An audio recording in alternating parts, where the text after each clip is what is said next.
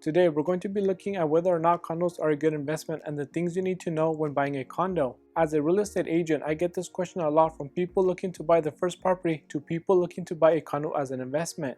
If you live in a big city or somewhere downtown, when you hear the word condo, you're most likely thinking of a condo that looks like this. And if you live in the suburbs, when I say condo, you're most likely thinking of a condo that looks like this. Either way, the things I'm going to share with you in this video will apply to both types of condos. And if you're new here, my name is Edgar, and on this channel we talk about personal finance, investing, and business. So if that is something you want to learn about, consider subscribing. The first thing to consider when looking at condos is financing. When it comes to single family houses, a big plus is you can get into a single family house with FHA financing, which only requires a 3.5% down payment. So on a $100,000 house, that's only $3,500. And if you live somewhere where housing is expensive like California, you can get into a $500,000 house with only $17,500, which is a lot more doable than putting 20% down for a conventional loan. When it comes to condos here in California, if you want to do FHA financing, you have to find a complex that is FHA approved. Otherwise, you wouldn't be able to use FHA financing. Now, depending on where you live, that might be the same case or it might be different, so that is something you would have to find out. So if you plan on using an FHA loan to buy the condo, then your options will be reduced, and if you're in the market competing with many other buyers, it can become very difficult to find the right place. However, that's only something to worry about if you're looking to buy the condo and use it as your personal residence, because if you're looking for a condo as an investment property, you will be using a conventional loan and not an FHA loan, and you can buy any condo using a conventional loan. The second thing to consider when buying a condo is the HOA. For those who are not familiar with what an HOA is, it stands for Homeowners Association, and HOAs are run by a board, which is normally a small number of HOA members who are elected by other HOA members. And their job is to make and enforce rules that apply to any property within the jurisdiction of that HOA, and these rules are known as CCNRs. Also, the HOA is responsible for operating, repairing, replacing, and maintaining the community's common areas, which include parks, pools, and clubhouses. Plus, the HOA is also responsible for putting together the annual budget. They must collect HOA dues and assessments from the homeowners, and they are responsible for hiring professionals to complete any work the community needs. When you ask people who live somewhere where there's an HOA, whether it's a single family development or a condo complex, everyone has different opinions on what it's like living somewhere with an HOA. You will either have someone who completely hates it because of all the rules and restrictions, or you will have someone who loves it because they can enjoy all the association amenities without ever lifting a finger to do any of the maintenance. Regardless, before you buy a condo, you want to do your research on the HOA, and a good place to start is talking to the sellers of the property or even neighbors. The next thing you should consider when looking to buy a condo is the HOA CCNRs, which are the rules and guidelines the property owners have to follow. When you live in the property, these rules can become annoying, especially when the HOA tells you cannot wash your car in the driveway or you cannot paint your fence a certain color. And this is the reason why many people don't like HOAs. However, where CCNRs can be more of a problem is when you buy a condo with the intention of renting it out, because some HOAs have restrictions when it comes to leasing your property. The first restriction you may encounter is when the HOA lets you lease out the property, but there's a minimum length of time that it has to be leased for, and this can be 30, 60, or 90 days, and they do this to prevent people from using their condo as an Airbnb. The second restriction that can affect an investor is when the HOA limits the percentage of condos that can be leased at any given point. For example, they might limit the number of units that are rented out to 40%.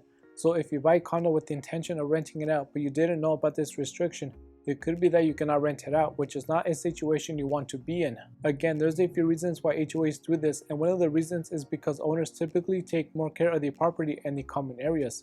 And when there's too many renters in a complex, management has to deal with higher levels of CCNR violations and higher maintenance.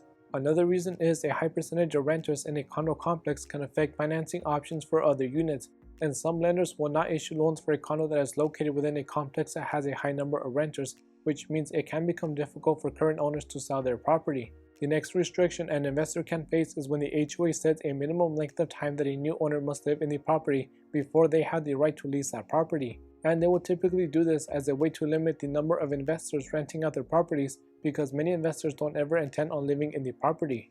The next thing you should consider is the HOA fees. Now, these can vary from complex to complex and even across different areas, but for the most part, HOA fees are a monthly expense, although some HOAs charge a one-time fee when you first buy the property on top of the monthly fees. Now, the monthly HOA dues can range from $100 to upwards of $600 depending on where you live and the number of amenities that complex offers. Obviously, a complex with more amenities is going to have a higher HOA fee than a complex with minimal amenities. Another common question I get from my clients is how often do the HOA fees go up and by how much, and this also varies depending on the HOA. It could be that the fees remain the same for a couple of years, especially if the complex does not require any major upgrades. However, if the HOA fees do increase, they typically increase on an annual basis. Something you should do so you have a better idea of how often fees increase and by how much is get a copy of the HOA dues for the past 10 years, and that would give you a good idea of how often they go up. And then most HOAs will have a forecast for how much the fees will increase based on any upcoming repairs, upgrades, and the cost of maintenance. Something else to keep in mind is that your association dues might not be the only expense you have when it comes to HOAs. If there's a major expense, they can charge each homeowner a special assessment which can be in the thousands. Some associations prefer to keep cash reserves on hand to cover things as they come up. However, other associations charge a lower HOA fee and they rely on these special assessments to cover any major maintenance or repairs that come up. So if one day an elevator stops working or the main water pipe to the building breaks, you could be hit with a special assessment in the thousands. Also, when you go and apply for a loan, the bank will factor in the cost of the association dues, and this can mean you don't qualify for the loan you need to buy the condo you want. So at this point, you should ask yourself if a condo is the right option for you, or if you're better off finding a house with no HOA. And even though a house is most likely more expensive, it could be that the cost of ownership is pretty similar once you factor in the cost of the HOA. Then when you buy a condo as an investment, that HOA fee is coming out of your pocket and not the tenant's pocket. So that means less money for you. And when you have HOA fees that are $300, $400, or $600, that can be the difference between the property cash flowing or having to come out of pocket every month to make up the difference. The next item to consider when looking to purchase a condo is the condition of the unit and the condition of the overall complex. When you're buying a single family house, the roof is yours, the foundation is yours, and the HVAC is yours, and so on. But when you're buying a condo, the roof might belong to many people and the foundation could be supporting multiple units. So if something happens to any one of those items, it doesn't just affect your neighbors, but it also affects you.